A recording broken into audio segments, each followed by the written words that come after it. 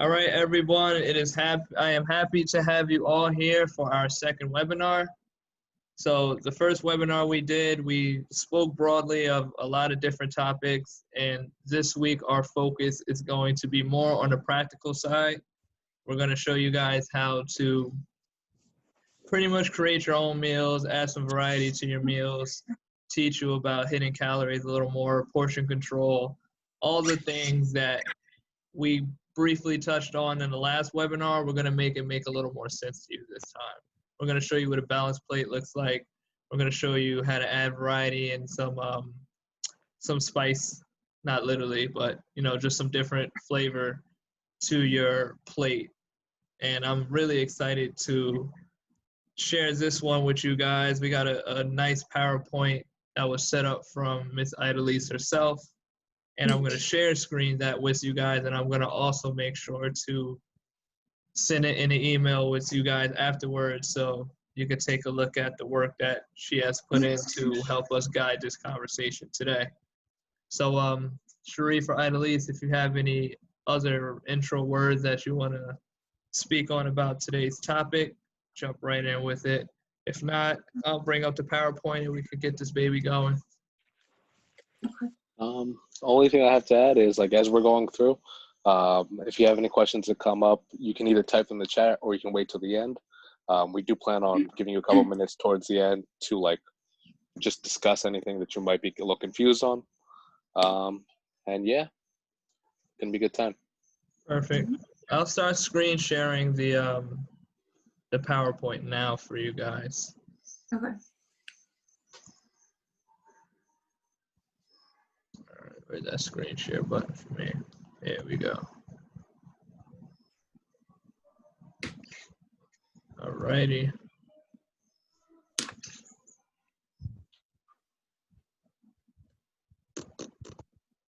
There we go. There we go. Okay, so we're going to call this little segment Food for Thought. We're going to recap on a few topics that we spoke of last week quickly, and then we will introduce some new topics to you guys. And like Sharif said, if you have any questions, just type them in the chat box and we'll be happy to answer them. Okay, so we talked about hidden calories in the last segment, and what hidden calories are either empty calories or things that we don't know is added into our food, things we can't pronounce, or things that we do know but we don't necessarily take into account when we, calorie count or anything like that. So what we wanted to focus on was things like wine and alcohol, drinks such as coffee, so your sugar, your creamers, your milk, and things like bagels, so cream cheese, butter. I think everybody can relate to going to either Dunkin' Donuts or Starbucks, ordering a bagel, and then opening up to having to scrape off extra stuff off of it just in order to eat it.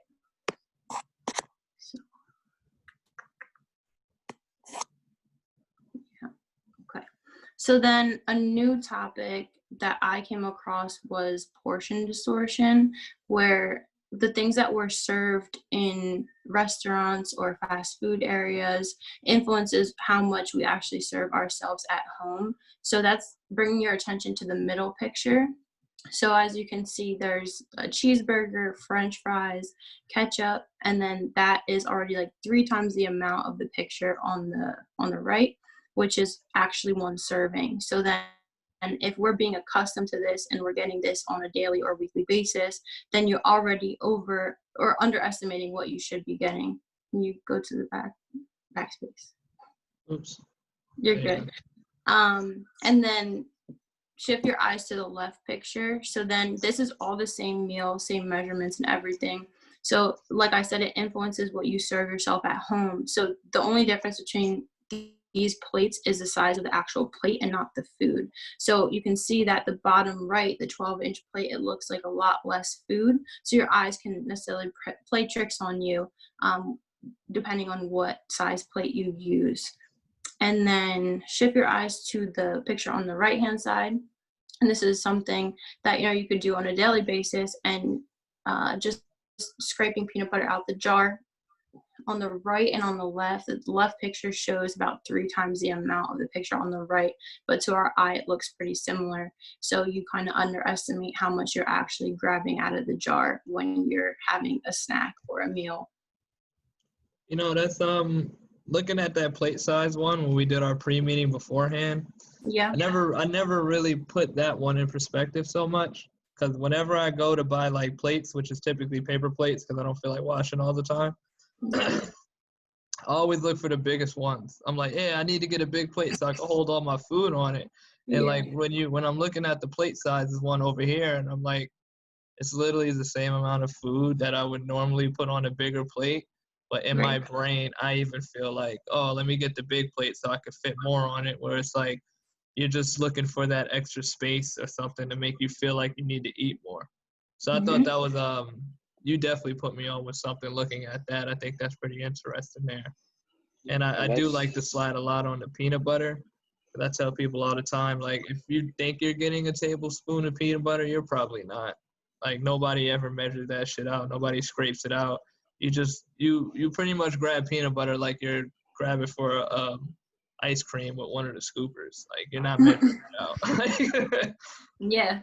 So and these are definitely some ways that we're definitely snacking on some extra calories while Mhm. we're not realizing it. And honestly, like the 3 tablespoons of peanut butter, you're probably gonna keep trying to get more because you're looking for the taste of it, and you're not really eating the peanut butter for the actual fat and the protein count for it. A lot of people really do peanut butter as a taste thing. So that's Mhm. also something to pay attention to as well. and I mean, just to build off that plate idea too, it's not just limited to the plates you're eating off of. Like a lot of it has to do with the utensils you're using too. So you can go at the same meal with a very large spoon. It's going to take Mhm. you less time to eat, less spoonfuls. So the action of eating takes you less time. Therefore, you're less full with your meal. Mhm. Whereas if you got the same meal with a much smaller utensil, you know, some people go to the extremes and use like baby spoons. It takes you longer to eat. Therefore, in your brain, rationalize it as I'm more full. Mhm. So it goes both ways with like utensils, plates, everything. It's just your mind playing that trick on your gut. And this is why you two are here to help me, because this is stuff I never thought about. Yeah. I also saw the difference between using a plate and a bowl when I was looking for the plate size picture. So in our eyes, when we see, kind of envision this in your head, I don't know if it'll make sense, but Okay. from the bird's eye view, right? So over top, when you look down at the bowl, it has depth. So you're not seeing the entirety of like what you're putting in it. You're kind of just mountain piling it. So in a bowl, you look like you think to yourself that you're eating less than you actually are.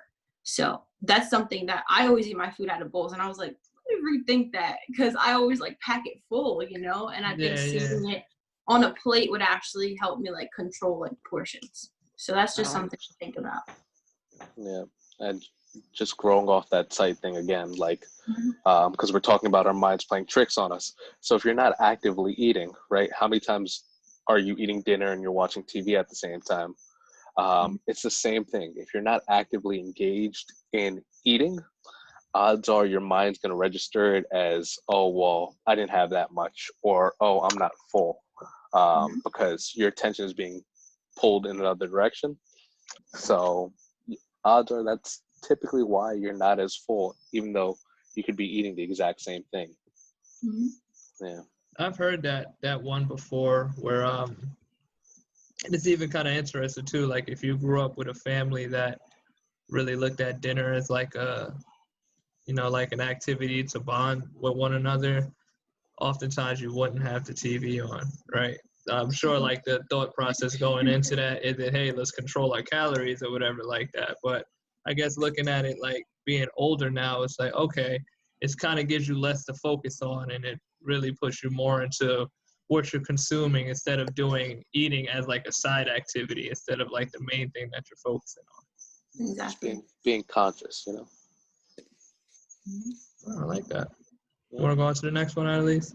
Sure. Yeah. My bad. You're fine. wrong with this? There we go. So then our main point here was that all calories are not created equal. So on the picture on the left, we can see that about the same amount of calories, 140 versus 135, is broken down into just 2 cookies versus an avocado. So which one would you opt for? And if you're taking into account, your total caloric intake for the day, then these things really matter because they can make you feel different and they can also make you look different as well, with things like bloating and stuff. And then on the picture on the right, we talked about lower calorie diets and the different types of diets that people do experience. So then we have a salad on the left, which was be something that you make at home versus the fries that you would get at a fast food restaurant. And this touches on the points where there's more micronutrients in the one on the left, from your fruits and vegetables, and then more fiber, which makes you feel fuller for longer. And then obviously if you make things at home, you know exactly what you're putting into the meal, so less additives and preservatives. You can still make cooking fun and taste good, whereas on the right, you have no idea what's being added to your food. And I think another additional point that was brought up on this slide too is that's not to say that one is per se better than the other. One can just be more conducive to what your specific goals are, and if you really need a cookie, hey, I'm sure you can make that fit into your diet plan. It's just optimizing what you want to do. Yeah, and to even piggyback off of that, when you're looking at your calorie options, you do have to ask yourself, what is naturally going to make me more full? So when me personally, I'm a sweets person. I love pastries and stuff like that. But whenever I'm eating my pastries, I'm not going in with the idea of I'm looking for a filling meal. I'm going in with I want to crave my sugar craving that I have right now. So like looking at that cookie picture with the avocado, I'm not going to eat 2 cookies. I'm probably going to eat 7, right? So when I go in for my cookies, I'm like, all right, let me get in these 140 calories to fill me up. I'm like, nah, let me get 1,000 calories because I want to fix up my sugar craving. But with the idea of going in with the avocado, and this is a half of avocado, so that's about $1.35 in the calorie count. Usually a medium-sized avocado, what is roughly like 330 or something like that, Sharif, around like the early 300s. Yeah. So naturally, the avocado is going to have more healthy fats in there, and it's going to have a shit ton of fiber. And fiber is going to definitely stick to you and make you feel a lot fuller without the added chemicals of, let's say, a cookie, where the idea of it is to make you want more of it. So that's very important when you're looking at some of these meals, especially same thing looking at the French fries compared to the meal on the left with all the different colors and all the different food groups. There's a lot more fiber going on in that meal than those French fries on the right. So yeah, the calorie count is higher on the left, but like it says, more fiber means fuller for longer. The calories on the right, and this is not even counting what you're going to be putting with the French fries. You're not just going to go to the fast food restaurant and say, yo, let me get French fries and head out. You're doing the work. You're doing the works with it. You're going to get a nice drink to go along with it.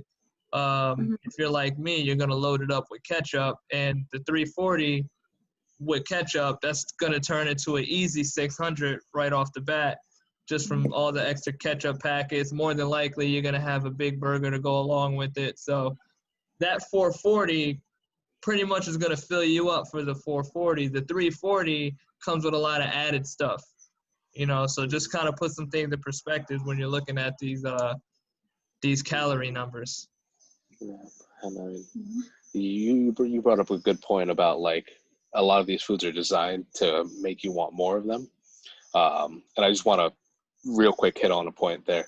If many of you have tried like sour candies or like anything with like a coating, sour coating, odds are you're not having just 1 or 2 of them. You're having 10 or 15 of them, 20 or 30 of them. The reason being is our mouths are like palates, so to speak. are designed so that when it's stimulated in a certain way, we salivate, which means we create saliva. Once we create saliva, that triggers our hunger response and we keep going. So the idea is to create flavors that make you salivate and that keeps you going. Sour is a great example of it. Mhm. Yeah. And salty and sweet, all of that. Salty. Yeah. Yeah, well, that goes right into me talking about like my sugar cravings and stuff. Like, once I get, like, let's even talk about Reese's. I know my man Jay loves Reese's just as much as I do. Soon as you get a Reese's, like, damn, I want another one. Damn, I want another one. Damn. So then, like, the 2-pack turns into like 3 packs of king sizes. Yeah. You know, Yeah. so and then at the end of it though, it's like you're not full. Yeah. You know, so it's like, and Oreos are even a better example. I feel like Oreos are just, whatever is infused in Oreos, man, it's just like, it just connects you to just eat like a whole sleeve at one shot. Unless Yeah. but Yeah, and like No, same. that's the thing, right? Because like Doritos, right? Perfect example. You cannot just have one Dorito. These are companies that spend millions of dollars figuring out exactly what they're putting on each Dorito to make it so that you can't just have one Dorito. Yeah, I it's want to go to transfat. the. I'm sorry, Trey. I want to go to the chat real quick because Miss Deborah asked a really good question. She asked about Yeah, absolutely. lettuce, and I feel like this would be right along for you to answer. She said, "Is all lettuce the same?" Is all lettuce the same? That is a great question. The answer is no. The short answer is no. The more in-depth answer would be all lettuce inherently has similar calories, in the sense that most of it is negligible for the most part, but their micronutrient content is different across the board. So some lettuce might be more vitamin A concentrated, some might be more vitamin B, depending on how they're grown and what environments they're grown in. But for generally speaking, like in terms of calories, it's not like one has a higher carb content than the next. It really just comes down to a micronutrient level. Can you speak on what the main lettuces would probably be? What, iceberg, romaine? Can you just kind of speak on, I guess, the profile content of more of like the lettuces that we're all familiar with? Yeah, so I mean, your big ones are your iceberg, your romaine, right? Kale is up and coming. So kale being that very dark green has a Gil just actually brought this up in chat. More color, more micronutrients, and it's actually pretty accurate. The deeper, darker colored lettuces tend to have higher micronutrients. That's why you hear people saying, "Eat your dark leafy greens."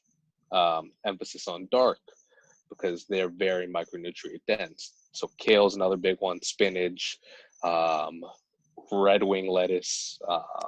Never heard. Yeah. Like in terms of like the grand scheme of thing, your kale is going to be on like the top of your list with your micronutrients, right?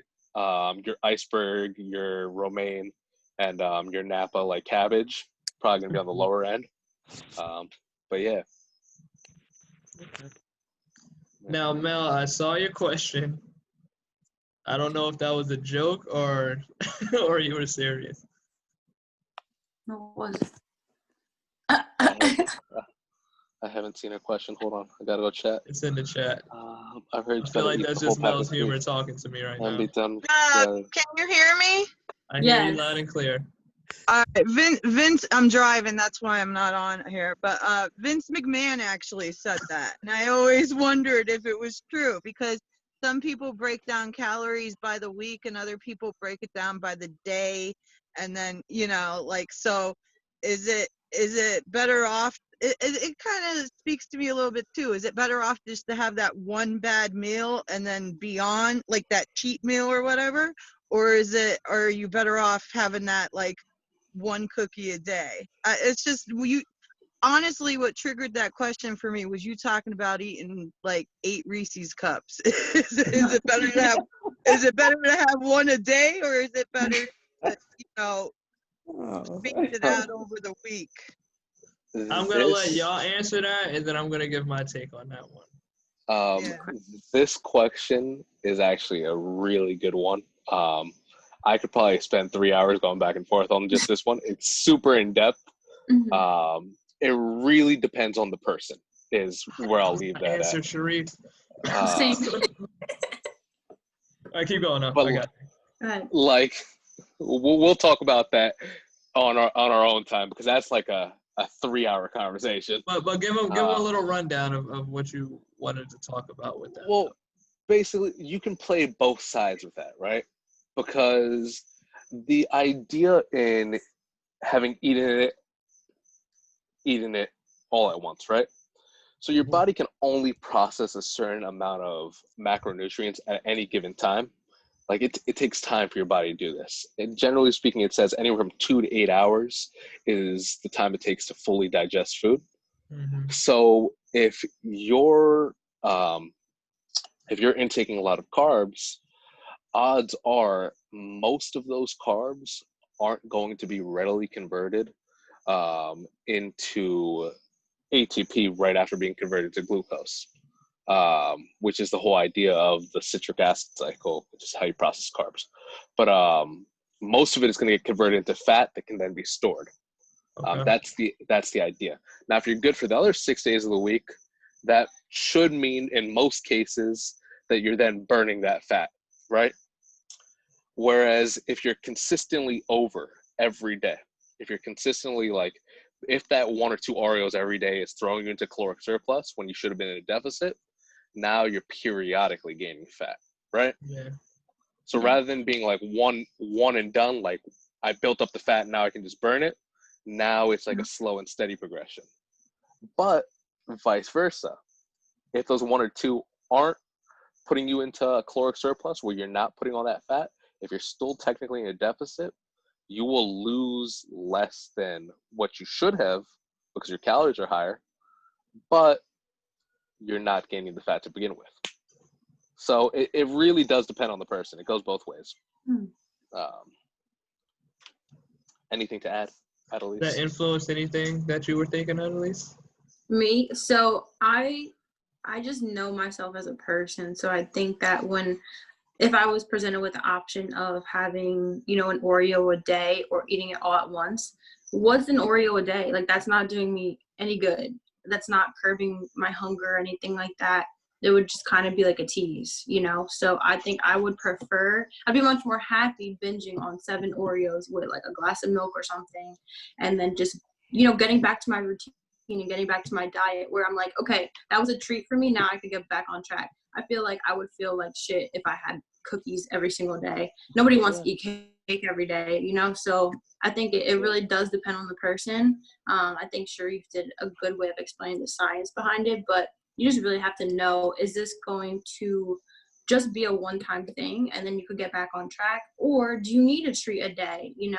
So I know somebody in this chat who has Reese's like almost every single day, or my mama super calling you out, who has peanut butter every single day. So those little things that you like to do, it actually helps my mom though to have peanut butter every day.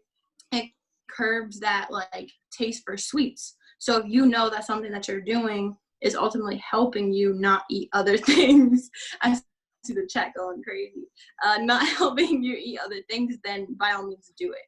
So yeah, that's my take. I think that mentality is important to determine too. I completely agree with you. Yeah, and I want to note what Gil said in the chat too. This kind of goes right into our point of talking about the individuality, is when Gil said, when I binge, it starts a bad cycle. Exactly. So for some people, that all out, let me go crazy real quick, they know that takes them completely off edge. So if you're one of those, like, there's some people who's extremist as people, and sometimes that personality carries over into like the way that they eat. Like even me, I have a bit of an addictive personality, my mother as well. So like when we like something, we'll like want to keep eating that over and over and over. And what do you mean by that, Mom? Give an example of what? Sorry. That was me. My bad. Oh, that was you. I said I'm asking Gil, can you you give an example of, you know, what you consider a binge? Because a lot of people can consider that different. Yeah, good idea. Yeah, for me, a binge means if I'm eating some kind of non-healthy treat that I eat more of it than it's like natural, or like you said, like it could be like you said, going to McDonald's and getting the whole meal, right? That, to me, that's a binge because I don't eat that at all. And I know if I eat that, the next day I'm going to start to crave more carbs. So Yeah. for me, any high carb meal that is more than what I'm used to eating, I consider a binge. Okay. I think that goes well into like what we're going to be talking about in the next few slides, because I think that a lot of people think that only unhealthy eating happens when they're eating outside the home. But it's like what you do and what you bring from the grocery store, or just what you're adding to a healthy salad, like your salad dressings is what we were talking about, hidden calories. You're making your so-called healthy food unhealthy by the amount of things that you're putting on your plate. So I think that's a good transition to the next slide. Yeah, I will. And before I do go to that next slide, usually when we do get in those like cravings and those binges, a lot of those food groups that you speak about have additives in the food that make you crave it more. Yeah. Think about it. Like when you eat an avocado, you never crave an avocado again after you eat it. Like I don't know one person in the world that had an avocado. He's like, yo, I can't wait for my next one. You know what I'm saying? So it's definitely a lot of food groups that we speak of. They just have, you know, like chemicals and additives in there that literally make you crave the next one. And I'm going to jump into the next slide. And I also want to look at the chat really quick. Right. Mel said, for me, a binge is I eat one bad thing and the whole day turns bad.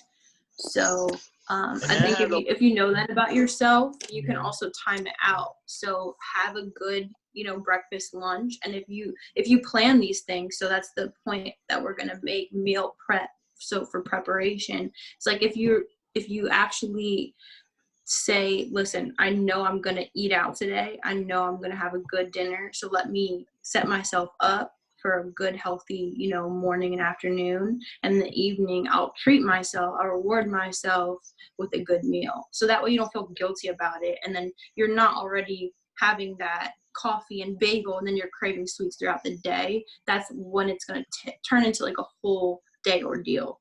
So I think knowing yourself is very important. And to piggyback off of that, when you do go into your binges, if you're going in with the mentality of you're stressing out or like you're eating emotionally, then it's definitely going to have the impact of your whole day going down south now, because you're not just binging based off of your craving. You're binging off of some type of comfort and you're trying to fill a void for something else. Yeah. And I just really want to highlight, this is something that came to mind right now, but this entire time we've been talking, we keep hitting on the importance of the mind in all of this. You know, nutrition isn't just numbers game. Like that's part of it. That's something I love about it. But I think, and you, Adelise, in particular, do a really good job of making that connection between like emotional, mental, and what that means for your body. Yeah. Thank you. Okay. Meal prep. So, meal prep. So as you can see on the fridge picture, meal prep doesn't have to be the regular chicken, rice, and broccoli that you see on Instagram or, you know, for bodybuilders and things like that. You can honestly just prep your foods in containers so that way they're readily available for you to grab when you're on the go. So we wanted to ask Terrence, if he wouldn't mind speaking, like why do you choose to meal prep and things like that? All right, so for me and anybody in this chat that kind of knows how crazy my schedule can get, meal prep for me helped me have balance and control. And if there's one thing that someone with a busy schedule wants, they want to feel like they're in control of their schedule. So when I meal prep, one, it's expensive buying out a lot, you know? So The average meal, if you're gonna buy out, granted, if you want to have like a decent type of meal, it's probably gonna be $10. And depending on your location, if you're in New York, that $10 is probably gonna be $20, right? So for me with meal prep, the big thing was like, okay, I know I'm gonna be out from 6 o'clock in the morning, and I'm not gonna get back till 11:30 at night. If I'm looking at the finance part of it, I'm like, dude, if I buy out 3 times today, that's like $30 or $40 out of my pocket. With that same $30 or $40, I can go to the grocery store and create like 8 meals out of that, you know? So the other part of it is looking at what meals can I make, because I'm not the biggest chef in the world. I'm definitely no Idalisa Sharif when it comes to the kitchen. But I can put together some stuff that's gonna be filling for me, and I keep it simple. I do my oatmeal, I'll chop up some fruits, I'll put it in like a little container for me. So if I know that, because sometimes when I used to train in the morning, let's say I have clients from like 7 a.m. to about 9 a.m., and then I'll go shoot over to the school, which is about a 45, 50-minute drive, and I jump right into class. What can I possibly eat in that transition being in the car for that long? I'm not going to be able to sit down and have like a whole sandwich or something like that. So the first thing that comes to mind is like, all right, let me get some fiber foods, right? So maybe if I save like a little 10 minutes after I finish my clients and I have a little transition time before I get to the car, I'll have some oatmeal. Oatmeal is going to be very filling. It has a lot of fiber in it, and it has carbs to keep me with energy throughout the day. I'll also chop up like some strawberries and blueberries, and that's also fiber filled as well. So now I can snack on that on the way going to school, because I have a 50-minute drive. I'm not really going to be able to sit down and have like a full meal with a fork and a knife and eat eggs and avocado and X, Y, and Z. So I got to find things that are pretty much nutrient dense. That's the word I'm looking for.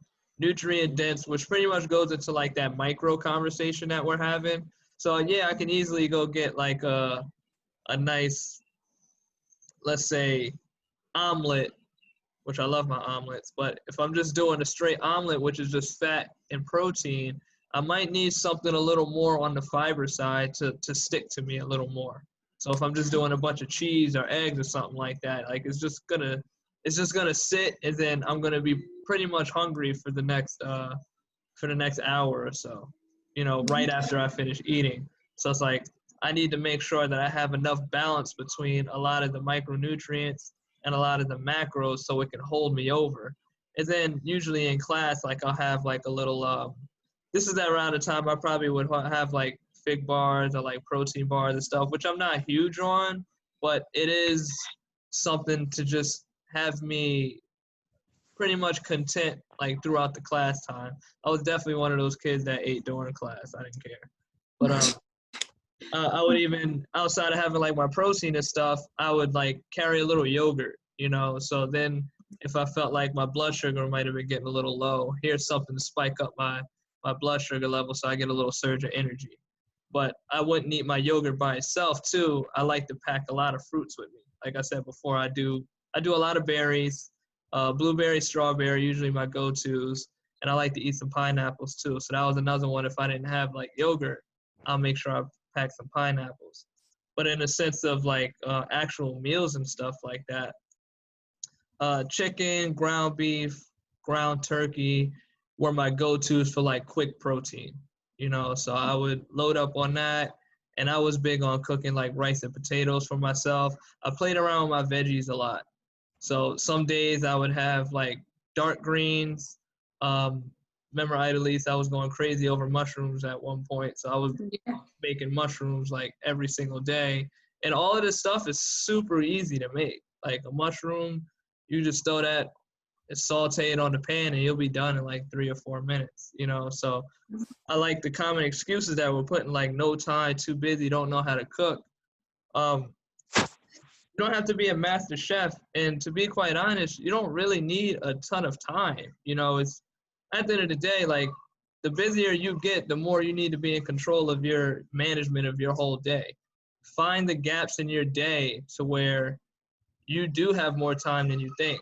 trust me, we all have some time in our day to do something, but sometimes we utilize it differently. You know, maybe we're on our phone more than we realize we are. So if you're a busy person, maybe you want to get away from the screen time a little bit and take that extra 25 minutes that you would just be scrolling around on Instagram, head over to the kitchen, go saute up some mushrooms, put some onions with the mushrooms, and now you got a little vegetable meal going with that. You know, find foods that are quick to make. Putting salmon in the oven. Granted, you know, everybody doesn't want to keep salmon a long time in the fridge, but put salmon in the oven while you go do something, 20 minutes and it's done.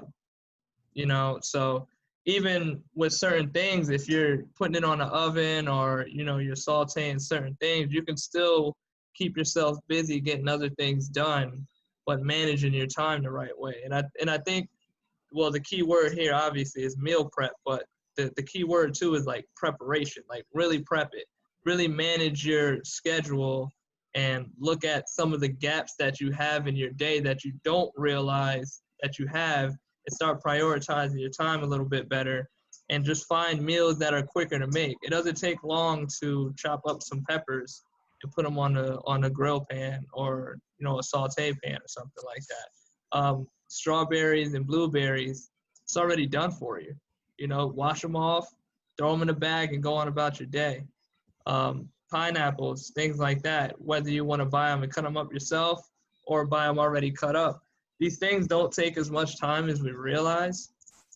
I think it's just more so managing your schedule the right way. And that's pretty much my take on that. But just to go back to that earlier point I had too, you actually save more money when you're like prepping yourself opposed to just spending out all the time, you know. So if you really want to think like on a financial standpoint, to get an average meal where you don't know what they're really doing to it all the time, it's going to cost you a good $10 just to kind of satisfy you. But, you know, with that $10, you can get some food from the grocery store, probably cut your calories in half and make it taste the way you want it to taste, and probably get 3 meals out of your $10 opposed to the 1 meal that you'll be getting. So as long as you just manage your time a little bit more to put that prep time in there, you'll save yourself some money and you'll save yourself some calories. Boom. You just went into people's pockets. No, that's beautiful. That was a great point. I think you hit a lot of good points there. And like we said, you don't have to cook the same meals every single day for every week. You could just, you know, cook in abundance so that way you have leftovers and just have maybe all your washed lettuce, all your cut up veggies. So you can see in the fridge picture, if you easily just cut up cucumbers, cut up tomatoes, you could be able to, you know, throw together a salad for lunch one day and then dinner the next, or just make that a side to your actual meal. Like Terrence said too, just cut up pineapples and bring that with you. What I used to do was, for a snack for school, I would just throw grapes and nuts in a little bag, little yogurts with a protein bar as well, just quick foods that you can get. Because if you know you're going to be at work or school for the entire day or out and about, you can't really spend money or you don't want to, can't be next to a kitchen, then you can easily just have an already prepared meal with you. There are coolers out there. If you don't have access to a fridge, there's, you know, lunch bags and stuff. So you can find a way if you really want to prioritize your goals. I do want to jump in real quick, a point I forgot to make. Anytime you put yourself in a position to where you have to find what to eat, you're already behind. Like, because whenever you're just trying to scramble to find food, it's more so going to be what's available in front of you right now, what's cost efficient. And sometimes those choices aren't always what lines up for what might be the most important for you or what might be necessary for you. So that's another reason why I kind of like the meal prep too, because it's like, all right, one, I spent money on all this food, so I don't want to waste my money. And two, if I already have it mapped out for me, my thought process and going to the eating is lining up for whatever I'm trying to achieve in life. Whether it's even just, you know, being, you know, health conscious or, and don't get me wrong, like sometimes I'll pack some bullshit with me too because I want the bullshit. You know what I mean? But I'm going in there with that. It's my bullshit. It's not bullshit anywhere else. You know, Yeah. so it is important that we're not just like trying to like be on a scavenger hunt for food. If you already have it prepped for you, it's like, all right, I spent this money on it. I cooked it already. You kind of build a relationship with the food that you bought, so you don't want to waste it. You save some money on it, and then it's like, all right, now I don't have to just settle for X, Y, and place that's near me. You know, what's gonna put a little hole in my pocket and just give me an extra 700 calories I'm really looking for. Yeah. And I think I wanted to on Sharif's points a little bit too, experience with like culinary and stuff. But like we said, you don't have to be the best chef to cook your food, but if there is a day where you're craving unhealthy food, right? Or maybe let's say you want spaghetti and meatballs for the night. If that's gonna curb your hunger or like, you know, curb your cravings, then make that at home. Like that's already healthier than what you would buy outside. So you can still have that meal, but just know that you can make it to your liking and also know exactly what's going in there. And you can load that up with vegetables as well. So you can put zucchini, you can put spinach, you can make it much healthier than the butter and oils and cheese that is added on in restaurants. So I think, you know, we can talk in the chat to kind of just write down maybe a meal that you love to get outside that you'd be interested in learning how to make on your own or opt for healthier alternatives. Yeah. Kind of, I mean, just to like final tie together in terms of meal prepping, I'm gonna try not to be long-winded on this one. We're not talking about like having to live out of a container. We're not talking about like chicken, broccoli, rice. If that's what works for you, great. But you got to do ultimately what works for your schedule, what works for your day, and your taste. So Terrence keeps bringing up the pineapple, the fruits, things like that. That works for him. If it's not for you, cool, no worries. Stick with the chicken, broccoli, rice. Ain't no shame in it. It's simple, it's quick, it's easy. And for those looking to be a little more like ambitious with their cooking, hey, I mean, we can talk, meatball and spaghetti. We can talk, full on roasted chickens, salmon dishes. I mean, meal prep simply means having a plan for your day. Doesn't mean eating out of container. It doesn't mean any of those like things that are attached to the stigma of meal prep. So that's all. Yeah, I like that what you said. It's not necessarily like you said, just eating out of the box or something like that. Like you're literally planning your day ahead of time. It's no different from anything else. If you're like working at a corporate job and it's like, all right, here's my schedule for the day. You're going in with your work day with everything already on your plans. Same thing with your food. Like you already have in your brain, it's like, all right, this is what I'm going to consume today. So if you're already if you're already consciously thinking about what you're going to consume for the day, you already like have your day mapped out for your food, so you're not going to pretty much overconsume unless maybe you just kind of underpacked what you should eat for the day. Also wanted to, I forgot to bring up that my NutriBullet was definitely my best friend when during like school semesters and stuff like that. I definitely made a lot of smoothies in the morning, but my smoothies wasn't just juice and some fruit. I made sure I put some filling things in there. Chia seeds was a big one that I used a lot. Sometimes I would put flaxseed in it. I would find spinach, like our dark greens and stuff like that. That extra fiber in there. You want to, and I like my sweet stuff. So I always have my mangoes or like my frozen pineapple and things like that to give it that kick. But I also made sure that I had filling things like a little bit of peanut butter, a little bit of chia seeds, things that came with more like fiber and fats just to kind of like make that smoothie hold a little bit so it didn't just run right through me.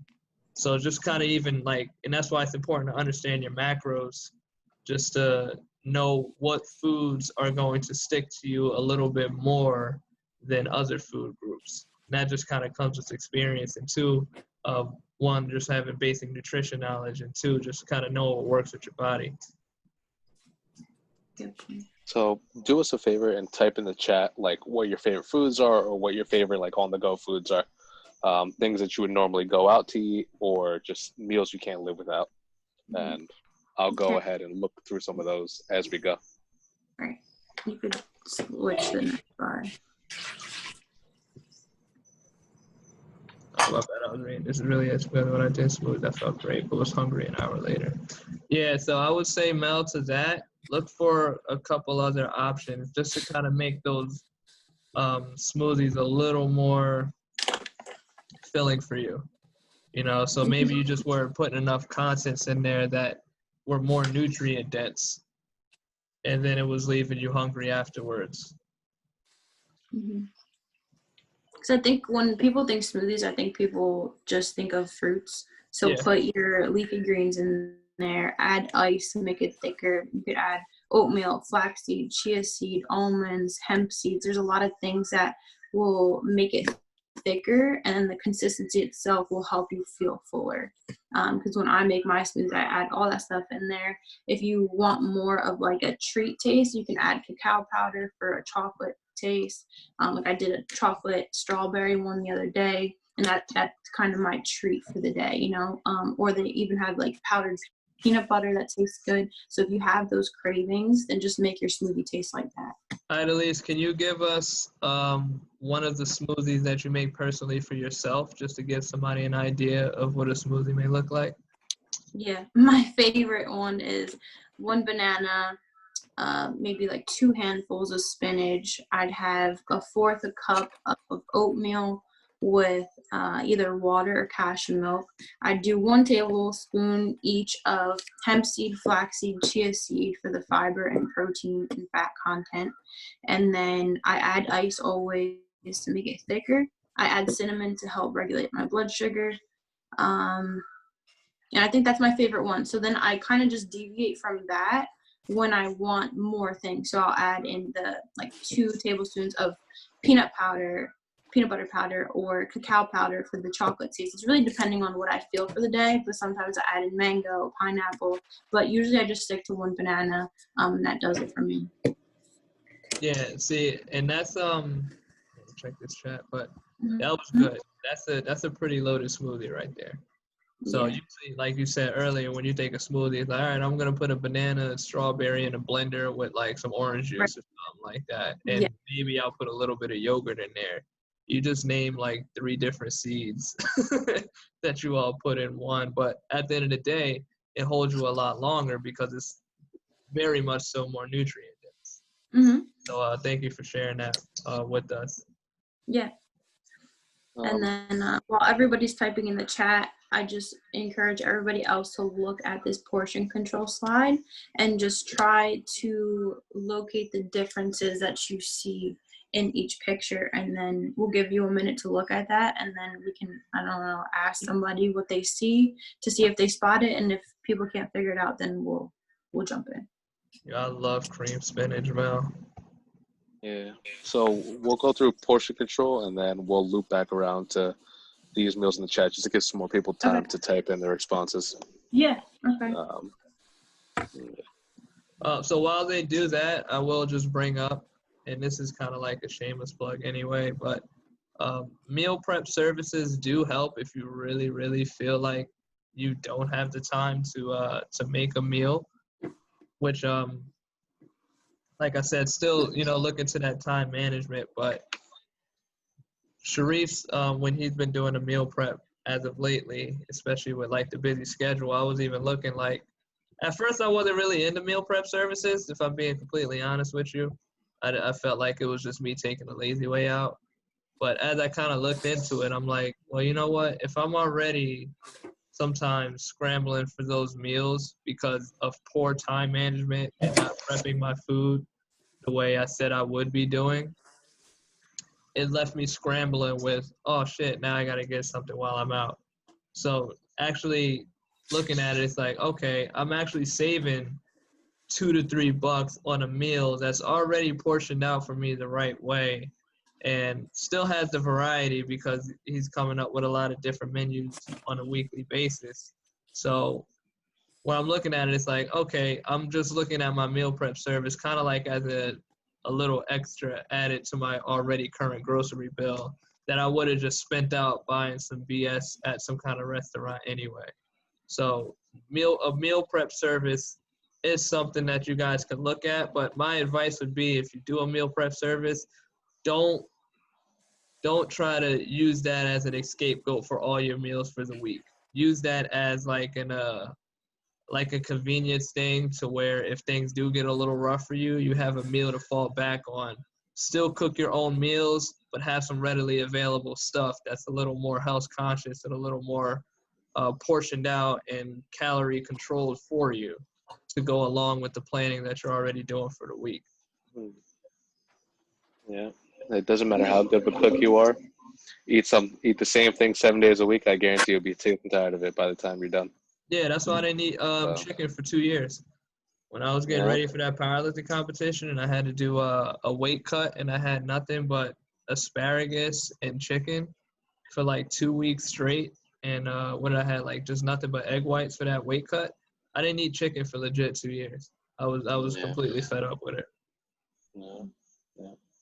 But okay, so let's backtrack to portion control. We'll get into meals and then Mel, I think you could add more nuts and seeds into that smoothie that you just brought up. Right. And coconut water also has a lot of sugar in it, so maybe even changing the liquid that you choose to blend it with would be good as well. So I would either opt for water or like milk, plant-based milk, anything that you like. Or you could eat that too, or if you do your coconut water, I'm not sure how much like ounces you're putting it in. Just kind of dilute it with regular water too. So maybe if you're putting, let's say, 8 ounces of water in there, maybe 4 ounces of coconut water, and then another 4 ounces of regular water. Damn, Terrence, that's liquidy as hell. She wants it thicker. I use an example, man. That's probably why my shit's be coming out like water. What about aloe water or aloe water? Aloe water, that usually has a lot of additives in it too, but I'd say if you're making it yourself, then that's fine. But they have things like sucralose and citric acid and all these additives that you don't really want to be ingesting, especially when you first wake up for breakfast. Yeah. She's funny. Yeah. And that just loops back around to like portion control. So we talked about like cutting the coconut water with the water, right? That's just another way to manage your portions. If you're trying to reduce, say, your carb intake, that's a great like viable substitute. And if you notice, like in these pictures, all it is in every single one of them is pretty much a 1-for-1 substitution, and it makes a significant difference in the calories, but doesn't take away from the total meal. So this was just a really great visual on portion control, and kind of gives you an idea of how easy it is to make poor choices, which would be the perfect segue into that whole idea of how we turn seemingly healthy home cooked foods into unhealthy foods. So we could go one by one if you guys want. We could start with the top left and just notice the difference in that the one on the right that has about double the amount of calories has Kalman olives, which are high in fat. Then instead of the zucchini noodles, like on the left, it's just regular pasta, probably a lot more sauce. And then on the picture on the right, let me know if I'm going too fast, but that has more eggs, more avocado on the toast. And then I think there's peanut butter on the side as well. Yeah, it is. That's super fatty on that one. That's why the calories are literally double. That's definitely not 1 tablespoon. It's like 3. Nah, easy. Right. That might be So like that even doubles the amount of calories. It's not just adding on a few hundred, that's adding 500 calories onto it. Mm-hmm. And if you think in terms of calories, the recommended is 2,000, but some people eat less than that. That's already, if that's your breakfast, you're already getting more than half your calories for the day just from that, and you're probably not going to be filled up for half the day with just one meal. So then on the bottom left, we have, I think that's yogurt with berries, chocolate, and peanut butter. So you see that the one on the left has less chocolate, less peanut butter, and more berries, whereas the one on the right is the opposite. And then the last one on the bottom right has more beans, more hummus, and also an avocado. So those are all high in carbs and fat. So that's why that's higher in calories. Love it. So even though, yeah, just like Sheree said, even though these all seem like healthy meals, just small changes that may look okay to, our human eye makes a big difference in our caloric total. And another good point from looking at this too, that I'm just looking at, this can also help out to when you're cooking for two people, right? So let's say me and Idalise are having a dinner together, and I'm gonna need more calories just naturally because I'm at a higher body weight. So I might egg more for not necessarily, let's say I'm looking at the first meal, not necessarily for the whole 671 calories, but just naturally my portions are going to be a little more in some of the food groups than her portions, just because of what our body's going to require. So even though we're eating the same thing, just like if I add another ounce of every food group, I can literally up my calories another 150.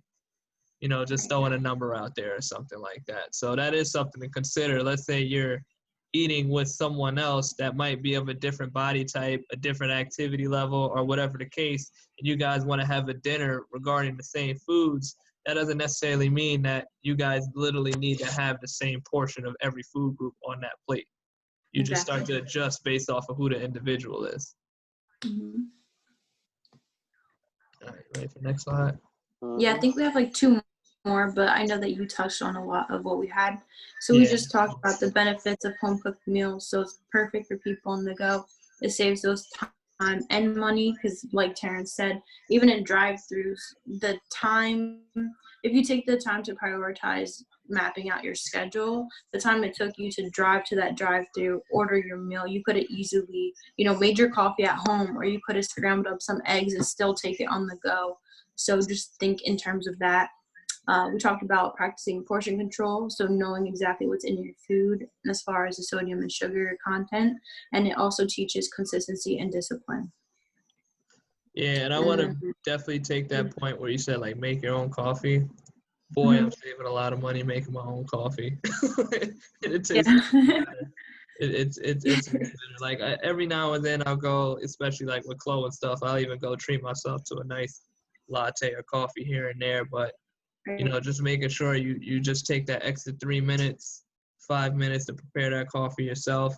For me personally, I mean, I like to make my coffee sweet just because it helps crave my sugar cravings through like the day and stuff like that. So that's for me where like, the sweet coffee comes in, and even keeping up with my fruits, my higher sugar fruits, just to kind of crave my my appetite for some of those sugar cravings that I'll get later in the day. So instead of going crazy with 500 calories on Reese's on days where I know I don't need to, I'll just kind of, up my mango or pineapple game and just probably eat 100 calories or something like that, so I can save myself for when I do want to enjoy myself later in the week when it's necessary.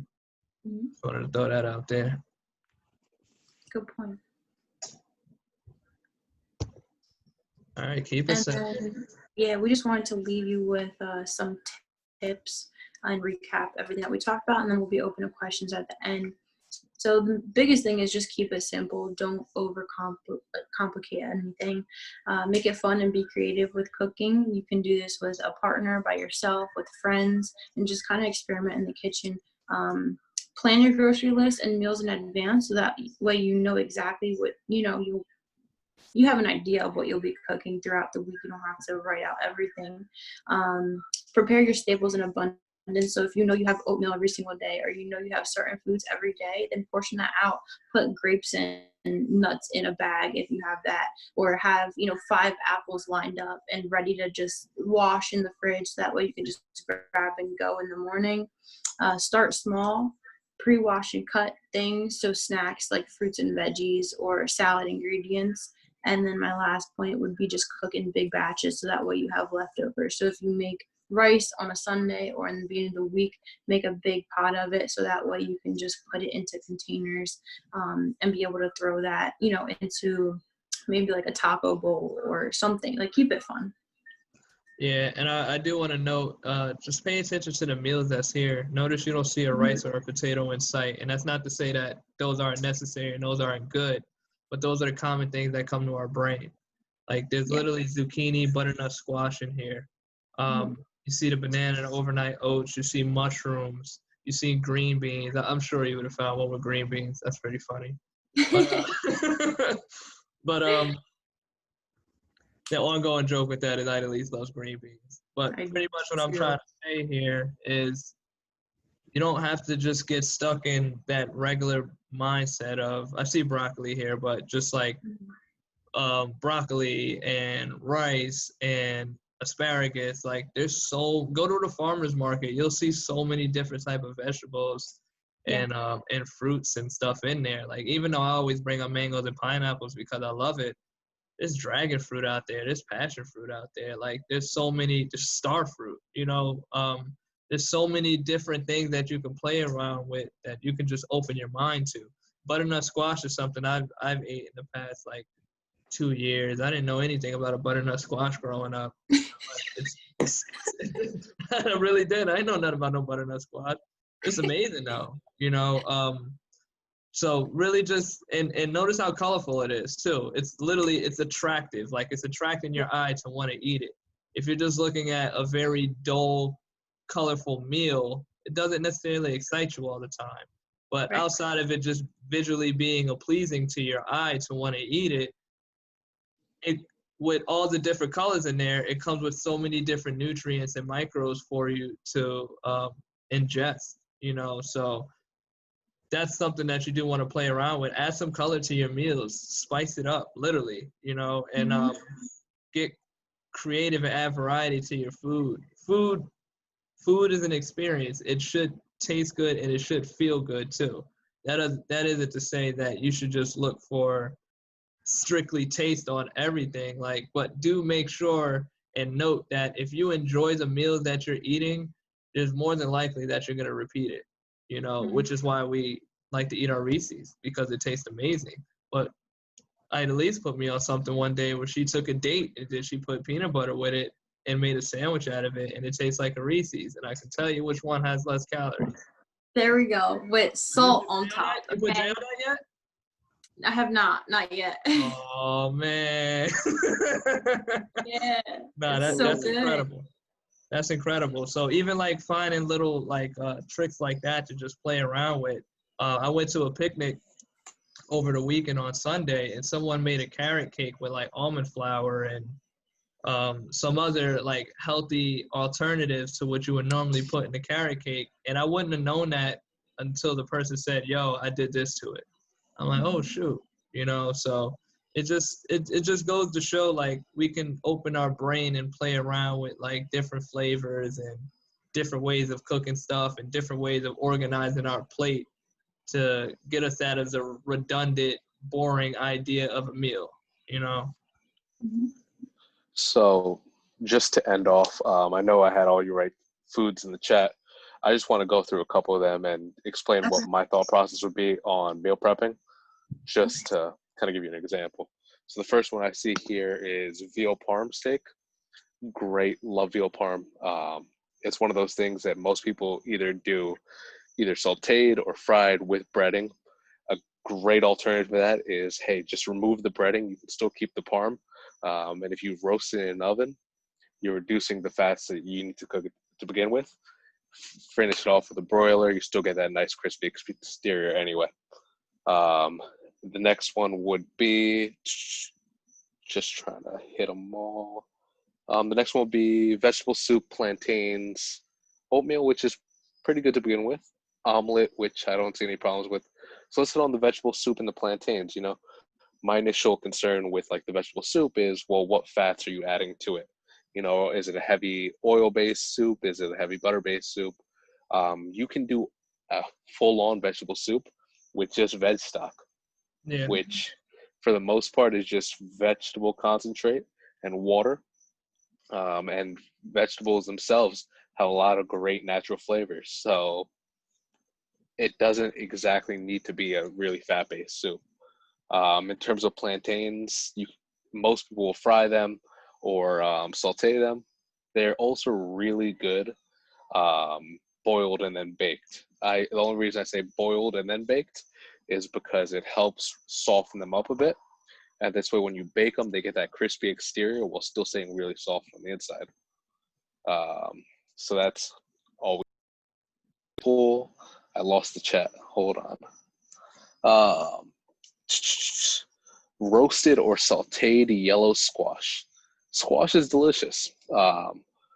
And for the most part, if you're already exploring with squash, you're probably already going the healthy route. The only thing I'd be a little cautious of is really just be conscious of the amount of fat you're adding into it as you're cooking it. If you're making a squash puree, you need a degree of fat to loosen everything up. If you're making just straight up baked squash or roasted squash, you're removing that fat altogether.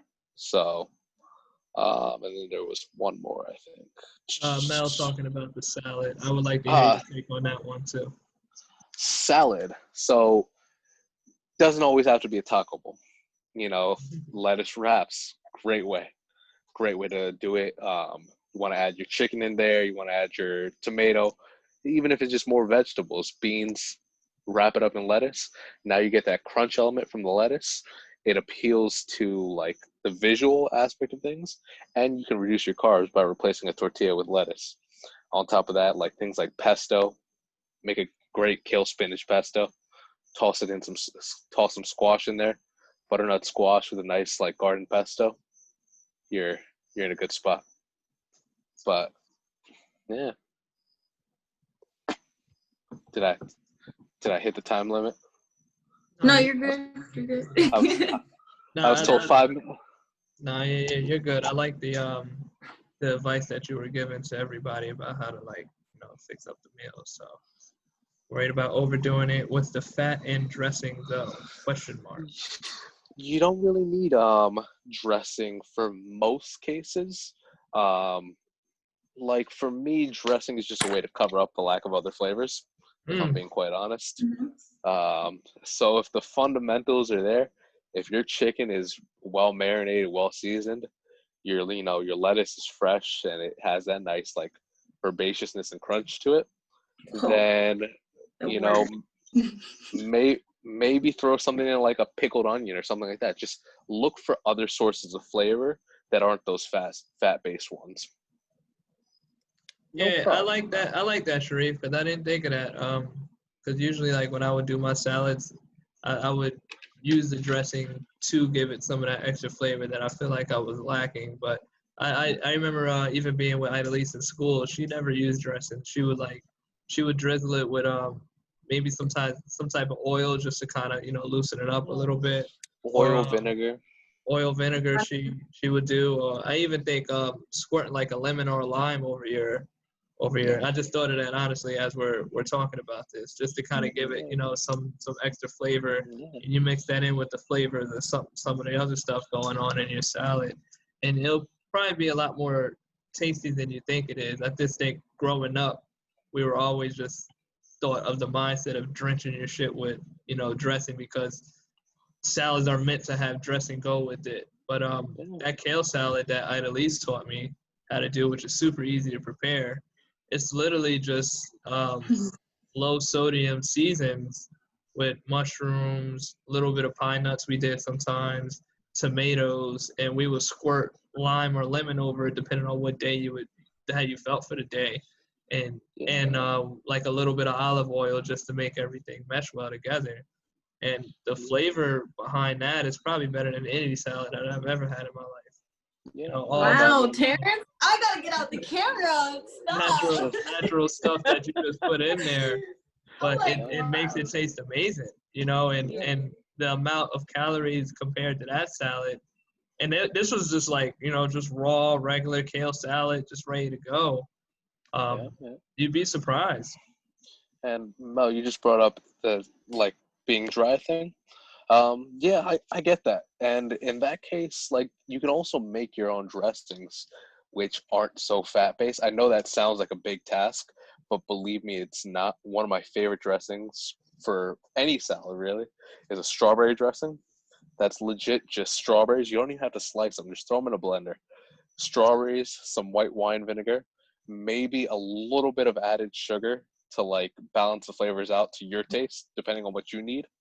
And if you really want like a smooth consistency, you can strain it after you blend it, but you're done. Strawberries, white wine, a little bit of added sugar, maybe a pinch of salt.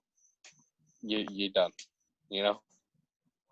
Yeah, Brittany, that kale salad different, yeah. Yo, I can't. Damn, now I'm upset. I didn't get a kale salad. Come on. Yeah, I was eating it in the pre-meeting too, my bad. I definitely wasn't saving that for you. I'm not even gonna hold you. Damn. But good point too. So when I made that kale salad, I learned that when you massage the kale, you add oil and you add lemon, it actually breaks down some of the enzymes, so it helps you with better digestion. So that's literally what I did to my kale, just so I wouldn't get an upset stomach out of it. Because if you eat it raw, when it's not massaged, then it affects your stomach differently. Why are you laughing, Terrence? Because Jay, that was good what he did. But you are completely right. That was smart. That was funny, Jay. Yeah. Any other questions? I mean, anybody? You can speak up now. You can type in chat, whatever. I want to know what the thing of the date is. If there's a way for me to save money with these Reese's. Oh, you want to know what it is? I would love, I mean, if you can so it's very specific. bestow upon me this information. I get medjool dates from Whole Foods, okay? They don't have the pit in them. I get natural peanut butter from Whole Foods, okay? Don't get Skippy, don't get Peter Pan. Like, I don't want none of that, all right? Natural peanut butter. Put it in the middle of the date and sprinkle a little bit of pink Himalayan sea salt on top, and I guarantee you it tastes like Reese's. Oh, you left that part out for me. I ain't putting no pink Himalayan salt on mine. And you messed up the kale salad in some of your description too. That's why it don't taste like mine, Terrence. That's why my dates never came out like yours. You left that whole part out. That's what I'm saying. Terrence, I made it for you. We don't need to end this fighting, okay? Thank you, Miss Deborah.